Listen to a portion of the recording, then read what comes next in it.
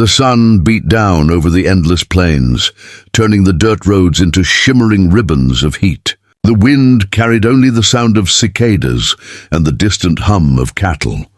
Rancher Luke McAllister had ridden farther than usual that morning, searching for a lost calf near the river bend when his horse suddenly stopped, ears flicking, nostrils flaring.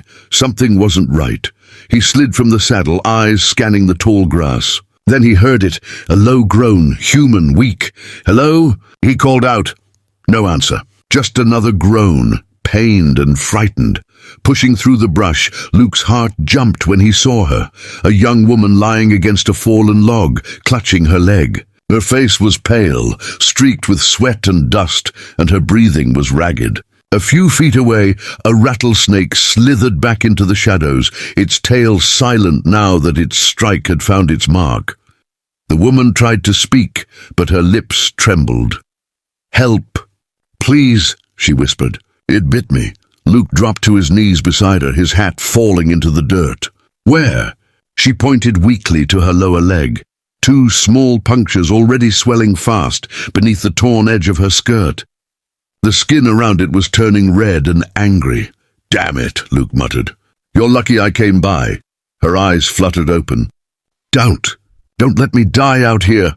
"You won't," he said firmly. "Not on my land." He grabbed his canteen, splashing water on the wound to clean it. The bite was bad, fresh but deep. The poison was spreading quickly. She whimpered as he tightened his bandana above her knee to slow the venom's crawl. Then her trembling hand caught his wrist. "Suck it out," she said hoarsely. "Please, it's really swelling." Luke hesitated, glancing from her leg to her face. She was terrified, and he knew she was right. If he didn't do something fast, she might not make it. Without another word, he bent down, pressed his lips against the wound, and drew in the venom, spitting it out again and again. The bitter taste of earth and fear filled his mouth. But he kept going until the swelling seemed to stop spreading. When he finally sat back, wiping his mouth, he noticed her breathing had steadied, her eyes fluttering as she clung to consciousness. "You're going to be all right," he said quietly. She gave a weak smile. You saved me."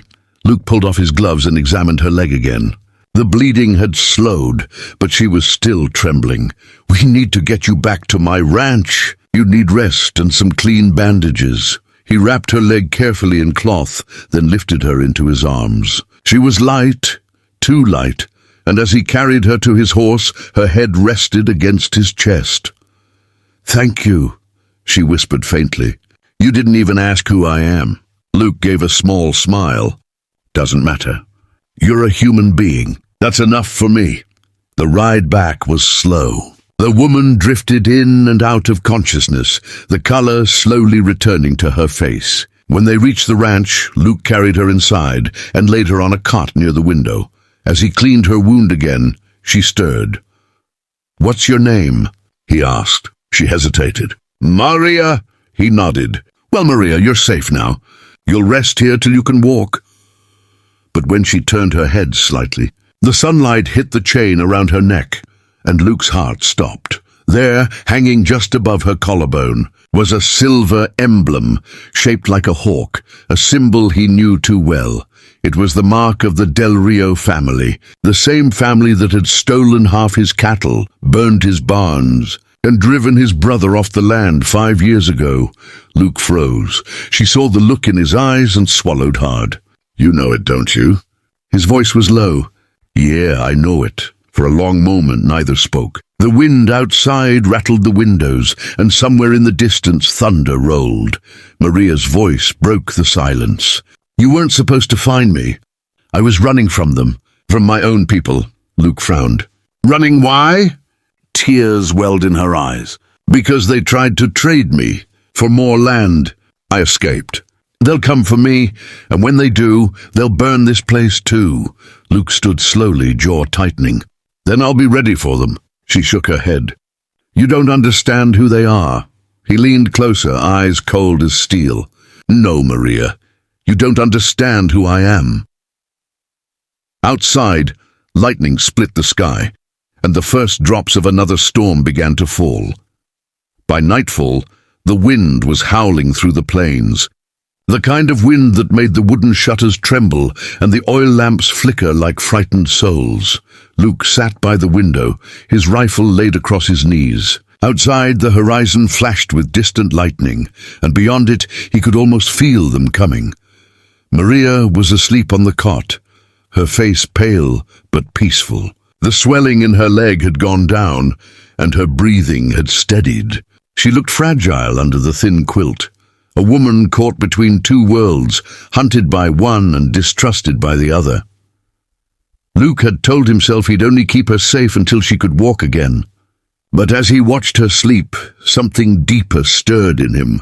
She wasn't just another stranger he'd rescued.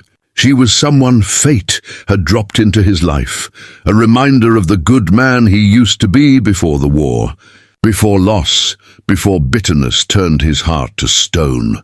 A crack of thunder split the sky, shaking the window pane. Luke's hand instinctively gripped his rifle. Then he heard it, the low, rhythmic thud of hooves. He stood up slowly. They're here. Outside, 5 riders emerged through the sheets of rain, their torches bright against the storm. The man in front wore a black coat and a hat with a silver band. His horse snorted, steam rising in the cold air. Luke knew him immediately.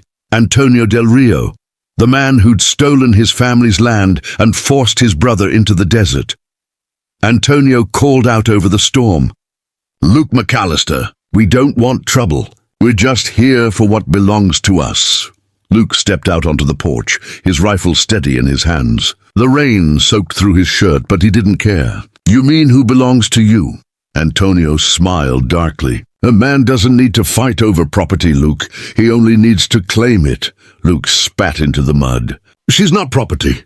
She's a person." Antonio laughed. "You always were the noble fool.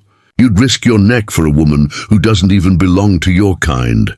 She's not yours to take. Is that so?" Antonio nodded toward his men. "Search the house." Luke raised his rifle. "The first one who moves dies where he stands." The men hesitated. The rain hammered harder now, lightning slicing the sky. For a moment no one moved. Then a voice behind Luke broke the silence. "Stop." Maria stood in the doorway, her blanket wrapped around her shoulders, her hair plastered to her face by the rain. She stepped forward slowly, ignoring Luke's warning look. "Antonio," she said softly, "please don't do this." Antonio's expression shifted, part triumph, part bitterness. "You should have stayed where you belonged, Maria. You embarrassed me before my men, before my father.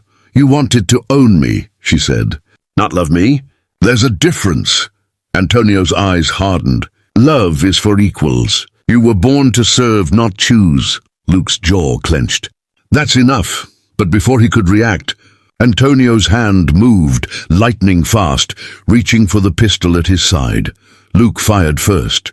The crack echoed through the storm, drowning out the thunder. Antonio's gun flew from his hand, and he fell to one knee, clutching his arm with a snarl. "Stay down," Luke warned. Antonio looked up at him with pure hatred. "You've made a mistake you can't undo, McAllister." He stood shakily, rain streaming down his face. "You think saving her makes you a hero? You don't even know who she really is." Luke frowned. "What do you mean?" Antonio smirked. "Ask her about her father. Ask her what she's running from."